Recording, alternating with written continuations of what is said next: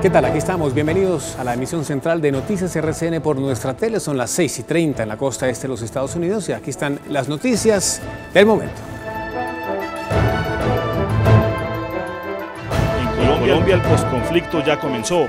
El presidente Santos cerró visita a Europa con defensa del proceso de paz. Sorprendió con afirmación de que Colombia ya está en el posconflicto. Otro crimen ecológico de las FARC. Ecopetrol denunció que este año los guerrilleros han robado 148.000 barriles de crudo para destinarlo al procesamiento de cocaína. Crece tensión en la OEA por la elección de miembros de la Comisión y de la Corte Interamericana de Derechos Humanos. En Ecuador, después de intensas jornadas de protesta, el presidente Correa retiró temporalmente el impuesto a las herencias. La esposa del detenido opositor Leopoldo López exigió que se fije la fecha para elecciones parlamentarias en Venezuela. Mejora la percepción de la imagen de la monarquía española tras las decisiones del rey Felipe VI, como la reducción de salarios a la realeza. Noticias RCN con Juan Eduardo Jaramillo.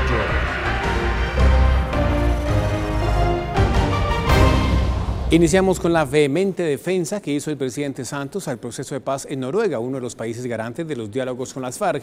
En el foro de Oslo, uno de los más importantes del mundo, el mandatario sorprendió con su afirmación de que en Colombia el posconflicto ya empezó. Las declaraciones ocurren tras una semana de graves ataques terroristas de la guerrilla. Ante el foro más importante de mediadores de conflictos en el mundo, el presidente Santos explicó que la solución de paz colombiana tiene que poner a las víctimas como objetivo principal y que la fórmula de justicia transicional para la guerrilla no solo tendrá que ser aprobada por la Mesa de La Habana, sino por todos los colombianos. Queremos asegurarnos de que la fórmula legal a la que lleguemos sea percibida por los colombianos como una fórmula justa. Esa es la base de una paz cierta y duradera. A los expertos les mostró por qué la paz colombiana tendría impacto en las cifras de violencia y de criminalidad en países vecinos, en Centroamérica e incluso en África.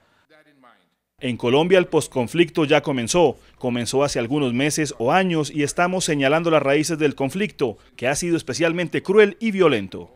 Para quienes critican su enfoque del proceso, también tuvo palabras. Un líder necesita enfocarse en el objetivo político de la paz y evitar a toda costa ser atraído por el camino más fácil de la guerra, simplemente por seguir los vaivenes de la opinión. El presidente está convencido de que la vía militar por sí sola no traerá la reconciliación y se la juega por negociar el conflicto, así reconozca escasos avances en el último año. Todavía nos quedan inmensas dificultades por delante y no podemos dar por sentado que llegaremos al acuerdo final. El tiempo, infortunadamente, se agota. Santos dijo que si tiene éxito valdrá la pena haberse jugado su capital político y si fracasa habrá valido la pena intentarlo. Tras la afirmación del presidente Santos en Noruega de que en Colombia ya empezó el posconflicto, los analistas entregaron sus opiniones en Bogotá y recalcaron que la realidad es el recrudecimiento de los ataques de las FARC en las últimas semanas. Las declaraciones del presidente Juan Manuel Santos en Oslo generaron opiniones distintas sobre el posible inicio del posconflicto. Para expertos en ciencia política, el primer mandatario aprovechó el escenario donde comenzó el proceso para dar un nuevo empuje a los diálogos. Este gobierno no habría esperado a llegar a un acuerdo final para la terminación del conflicto con las FARC para abordar algunos de los temas que están en la agenda de negociación en La Habana, y en particular hizo referencia a la ley de reparación de víctimas y a la ley de restitución de tierras. En opinión de otros analistas, el país no entiende cómo se presentan ataques contra la infraestructura y la población civil, lo que puede ser visto como un retroceso y no un avance hacia el posconflicto. Yo no estaría muy optimista hablar en estas alturas de la vida de posconflicto. Es que todavía estamos muy lejos de desactivar el conflicto, porque es que una cosa es el discurso, una cosa es la retórica y otra cosa muy distinta son los hechos reales. Y los hechos reales son los que acabamos de registrar en los últimos 2 meses. Para los expertos, lo importante es que las palabras del mandatario sean realidad para vislumbrar un posible final del conflicto. Otro crimen ecológico de las FARC. Ecopetrol denunció que este año los guerrilleros han robado 148.000 barriles de crudo, casi 1.000 por día, para destinarlo al procesamiento de cocaína. Se trata de un atentado contra las finanzas de la nación y una práctica ilegal que golpea el medio ambiente. Válvulas como estas son instaladas ilegalmente por las FARC sobre los oleoductos para robar crudo. Una vez se instala la válvula ilegal, es transportado por mangueras, llega a una piscina. Ahí luego hay una refinería donde se hace el procesamiento del crudo. Según las autoridades, el hurto de hidrocarburos se disparó este año y se concentra en Putumayo y Nariño, principalmente en Tumaco y Barbacoas. En el año 2014 tuvimos un hurto de 300.000 barriles en todo el año. Y este año vamos en 148.000 barriles. Lo peor de este delito es el daño ambiental que generan las FARC, pues del crudo que se roban, solo procesan en refinerías como esta el 30% para producir cocaína o para maquinaria empleada en minería ilegal. El resto lo botan a los ríos y cultivos. Se han encontrado a lo largo del oleoducto trasandino 275 válvulas, 81 refinerías, 137 piscinas, 1.005.861 galones de petróleo. La magnitud de este crimen ecológico es registrada por aeronaves de la Fuerza Aérea Colombiana. Un delito ambiental, aparte de un ataque terrorista, porque contamina las fuentes hídricas, fuentes de sustento de nuestros campesinos, pescadores y demás. Para las autoridades se trata de un daño ambiental inmenso que el país tardará por lo menos 70 años en recuperar.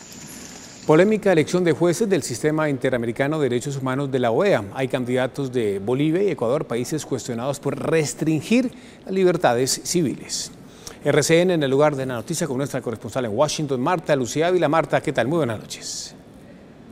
Así es, buenas tardes. Ambos organismos se van a renovar y cada uno elegirá a 4 de sus 7 miembros. La crítica generalizada es que algunos candidatos no son imparciales. Así está el ambiente hoy en la OEA. Se percibe en el ambiente una condición de tensión. Hoy es un día determinante para el futuro de estos organismos, para el futuro del Sistema Interamericano de Derechos Humanos. Las principales críticas al proceso de elección vienen de las organizaciones civiles. Las debilidades son claras, falta de transparencia y falta de participación de la sociedad civil. Los ojos están puestos en las candidaturas de los representantes de Bolivia, Argentina y Ecuador. Meterse en el tema de los derechos humanos para debilitar o destruir el sistema interamericano. Incluso está circulando una carta firmada por 40 representantes de la sociedad civil ecuatoriana pidiendo que se descarte la candidatura del representante de su país. En eso radica la incoherencia de la candidatura del señor Pazmiño. El Ecuador no quiere participar en actividades del sistema interamericano desde el año 2013 a la fecha, no va a las audiencias. El secretario ejecutivo de la CIDH dice que no hay nada que temer, pues en ambos organismos hay salvaguardas. Entre los mecanismos para dar imparcialidad a estos organismos está que ninguno de los magistrados puede conocer casos que involucren a sus países de origen. La elección se llevará a cabo después de las 3 de la tarde. Esto es de Washington, seguiremos informando. Marta, gracias, buenas noches. Hay un nuevo precandidato republicano para la contienda por la Casa Blanca. El magnate Donald Trump anunció oficialmente que buscará ser el sucesor de Barack Obama. Con Trump, dueño de una fortuna calculada en $9.000 millones, edificada principalmente en el sector inmobiliario, ya son 12 los precandidatos republicanos que intentarán terminar con 8 años de los demócratas en la presidencia. En Ecuador, después de intensas jornadas de protestas, el presidente Correa retiró temporalmente el impuesto a las herencias. Aclaró que busca evitar la violencia a pocos días de la visita del Papa Francisco. RCN en el lugar de la noticia con Jean Paul Bardellini. Jean Paul. Hola, ¿qué tal? Muy buenas tardes, ¿cómo están ustedes? Así es, fue un anuncio realizado en cadena nacional que el presidente de la República decidió retirar temporalmente estas dos polémicas leyes que imponen un nuevo impuesto a la plusvalía inmobiliaria, así como también a las herencias. Fueron luego de 8 días de manifestaciones en que el presidente culpa a la oposición política de generar violencia y desestabilización, que ha decidido tomar esta medida, asegura, para retomar la paz previo a la llegada del Papa. Si, como se dijo una y otra vez, alguien logra demostrar que las leyes eran con fines recaudatorios por un supuesto despilfarro de los fondos públicos, también archivaré definitivamente los proyectos. También retó a los opositores que quieren sacarlo del poder a que lo hagan a través de una vía constitucional que es una revocatoria del mandato. ¿Quieren sacar al presidente? Háganlo democráticamente, constitucionalmente. Pidan el referéndum revocatorio. Se espera a cuál será la reacción de las organizaciones ciudadanas que han estado convocándose para las protestas en las distintas ciudades del país, así como también del resto de opositores, y toman este diálogo para poder tratar estas polémicas leyes. Esa es la información que tenemos desde Quito. Hasta ahora ustedes continúan con más aquí en RCN. Muy buenas tardes. Jean Paul, gracias. En Ecuador, la esposa del opositor Leopoldo López exigió que se fije la fecha de las elecciones parlamentarias. Vamos a Caracas, RCN en el lugar de la noticia con Rita de Martino. Rita, en Caracas. Lilian Tintori, esposa del preso político Leopoldo López, acudió hasta el Consejo Nacional Electoral para solicitar la fecha de las elecciones parlamentarias luego de que ya López cumpliera 23 días en huelga de hambre. Vamos a escuchar de inmediato parte de sus declaraciones. Hay 100 personas en huelga de hambre hoy esperando esta fecha de las elecciones. Vamos a hacer entrega de esta carta, la vamos a firmar todas las mujeres que estamos aquí. El próximo jueves 18 de junio acudirán a tierra venezolana 2 diputados brasileros para constatar la situación de los presos políticos y la violación de los derechos humanos en el país. Desde Caracas, Venezuela, Rita de Martino para Noticias RCN. Rita, gracias, buenas noches. El escritor y periodista británico John Carlin criticó en el diario español El País al ex primer ministro Tony Blair, lo calificó de misionero millonario. John Carlin considera que Tony Blair ha sido el único beneficiado en los 8 años que ha ejercido el cargo de enviado internacional para la paz en Oriente Próximo, porque aunque ha fracasado en su misión por forjar la paz, se ha hecho multimillonario. No, lo que se critica es la poca ética que demuestra al combinar este papel de enviado de paz en Oriente Próximo con negocios. Carlin califica a Blair de maniático misionero millonario con una obsesión por hacer dinero. Lo dijo el otro día el Financial Times, el maniático deseo de Tony Blair de ganar dinero. Desde que dejó el gobierno en 2007 ha sido el ex mandatario británico más activo de la historia. El escritor y periodista británico experto en temas de paz cree que en el caso de Colombia las asesorías prestadas por Blair al gobierno de Santos son apropiadas. Sin embargo, critica que el ex premier aproveche su influencia para hacer negocios privados. Primer caso del mortal virus del MERS en Europa. Un hombre de 65 años murió en Alemania por las complicaciones de la enfermedad. El virus, que causa neumonía, tos y fiebres altas, fue diagnosticado por primera vez en Israel en el año 2012. Ahora hay varios casos en Corea del Sur que tienen en alerta sanitaria a este país. Mejora la percepción de la imagen de la monarquía española tras las decisiones del rey Felipe VI, como la reducción de salarios a la realeza.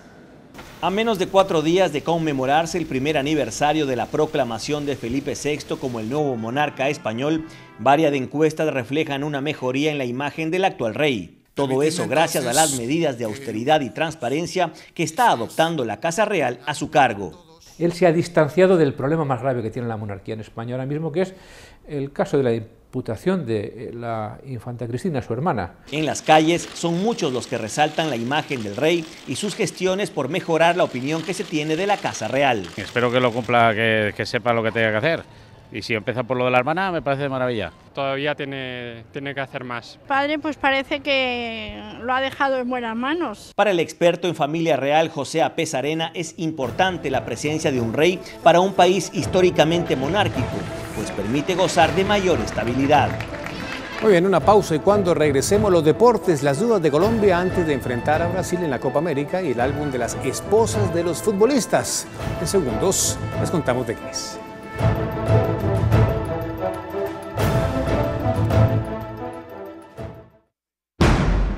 Copa América 2015. Hola, ¿qué tal? Muy buenas noches. Saludo especial desde aquí, desde el estadio La Portada, donde alrededor de 40 minutos van a estar jugando las selecciones de Argentina y la selección de Uruguay, eso correspondiente al grupo B. Pero bueno, hablemos de Colombia porque es la selección que nos interesa, la amarilla. Hoy habló Pekerman en conferencia de prensa oficial, también habló Cuadrado, una selección de Pekerman que frente a Brasil se ha enfrentado en 3 oportunidades, 2 derrotas y un empate. Esperan romper con esa racha que es poco positiva y bueno, así comenzar ya a dejar las dudas que fue este debut frente a la selección de Venezuela. El tiempo para lamentarse terminó. Es hora de regresar a la senda por la que venía el equipo. Para los jugadores, la unión y el compromiso. Para el técnico, recuperar a la selección y armar la mejor nómina posible. Las dudas para el entrenador parten en el inicio del juego ofensivo. El argentino detectó las dificultades que presentó la selección a la hora de buscar las líneas venezolanas. No pudimos tener la salida clara que a veces tenemos por los laterales. En el debut se decidió por los laterales del proceso, Camilo Zúñiga y Pablo Armero, quienes no tuvieron continuidad en sus equipos. Darwin Andrade aparece como opción por la izquierda, mientras que la recuperación de Santiago Arias le deja la duda al entrenador por el otro costado. Ante la Vinotinto el equipo no impuso su estilo. La pelota larga fue el recurso más utilizado. Mucho rebote, mucho en el aire, mucho juego que la pelota iba por el aire. El medio campo fue el sector más afectado. Poca influencia de James y Cuadrado. Demasiado balón dividido desde los volantes de primera línea. Cardona ingresó y refrescó la salida tricolor y es una buena opción. Pero si se busca equilibrio, aparece el nombre de Alexander Mejía. De la mitad hacia arriba el debate más candente. Iniciar conteo siempre de rendidor con la amarilla y socio de todos. Descansar el equipo en los 59 goles que entre Jackson y Vaca marcaron en el curso anterior. O mantener la fe en el goleador histórico de la selección. Las dudas de Pekerman que pronto y bien debe resolver para no regresarnos antes de tiempo. Bueno, dijo Pekerman también que ya pasaron la página, que anímicamente están bien, no confirmó el 11 titular y bueno, que todos están a disposición para lo que va a ser este partido frente a la selección de Brasil, la selección de Dunga, que desde que llegó el técnico que fue campeón del mundo como jugador, no ha perdido todavía. 2-1 fue el resultado frente a su similar de Perú y solamente tendrá una sola novedad con relación a ese partido. Puede ser Coutinho, el jugador que milita en la liga inglesa, que ya está recuperado y bueno, así llegaría esta selección para el partido que se da en el estadio de Colo-Colo, en el estadio Monumental de Santiago. Elogios también por parte de Dunga para la selección Colombia. En conferencia de prensa dijo que todavía la amarilla es favorita al título. En un Mundial de Fútbol o una Copa América, Brasil no solamente se reconoce por sus títulos o por su fútbol, también por el amplio cubrimiento que los medios de ese país le dan a su selección. La Copa América es una competición muy importante para Brasil, por eso vienen muchos canales de televisión, diarios y cadenas radiales. Después de la Copa del Mundo, este es el torneo más importante. Entre periodistas, camarógrafos y productores, son cerca de 500 brasileños acreditados en Chile para seguirle el paso al equipo que tiene en el camino a la selección de Colombia. No se puede menospreciar a Colombia porque junto a Brasil y Argentina es el país que aporta los jugadores más valiosos de esta Copa. Pese al debut de Colombia, la prensa de la verde amarela mantiene el respeto y la buena imagen que dejaron los cafeteros en Brasil. Bueno, 1-0 le acaba de ganar la selección de Paraguay a Jamaica, eso fue en Antofagasta, también por este grupo, fue el partido inicial de la jornada, mientras que ayer Chile, la anfitriona, empató 3-3 con la selección de México. El monumento al general Manuel Baquedano fue testigo de una nueva celebración de los hinchas chilenos, pese al empate frente a los mexicanos. En la céntrica Plaza Italia de Santiago de Chile, siempre se dan cita a los aficionados de la Estrella Solitaria, así gane o empate su selección. ¡Viva Chile! Para muchos fue inédita esta celebración de casi 2.000 hinchas, pues su selección aún no está clasificada, pero para ellos siempre hay un motivo. La euforia fue incontrolable, los hinchas agredieron buses públicos y autos particulares. No deberían, bueno, faltan los fleites que dejan la cagada, que ahí rentaron las micros, los autos, camiones. Ahí entraron los carros y tanquetas de la policía, que con agua en medio del frío le pusieron fin a una inédita celebración por un empate que aún no tiene clasificados a los chilenos. 7:59 de la noche aquí en territorio chileno, en exactamente 30 minutos estará rodando la pelota y bueno, es la terna brasilera para este compromiso, el clásico del Río de la Plata aquí en la Copa América. Toda la información por el momento, un abrazo, feliz noche, chao. Muy bien, señor, muchas gracias. Las mujeres de los futbolistas también están de moda en estos días en la Copa América. Su popularidad es tal que incluso se creó un álbum de ellas. Sí, señores, así como lo oyen, un álbum de las esposas. El tradicional álbum de figuritas de la Copa América tiene competencia, pues en Chile hicieron uno con las novias y esposas de los jugadores de los 12 equipos del torneo y seguramente provocará más de un suspiro a los fanáticos de la belleza. Por supuesto, las colombianas no podían faltar. Todo se ve perfecto hasta ahí, pero miremos nuevamente. En la página del seleccionado femenino tricolor le cambiaron la mujer a más de uno. Loreley Tarón, la otra mitad de Radamel Falcao, se ve más voluptuosa de lo normal. Daniela Ospina, la media naranja de James, aparece como una sexy modelo. Y el caso más curioso, el de Andreina Fiallo, la esposa de Freddy Guarín, a quien cambiaron por la presentadora Jessica Cediel. Lo que sí está claro es que a pesar de las imprecisiones, más de uno quedará fascinado con el encanto de las mujeres del fútbol.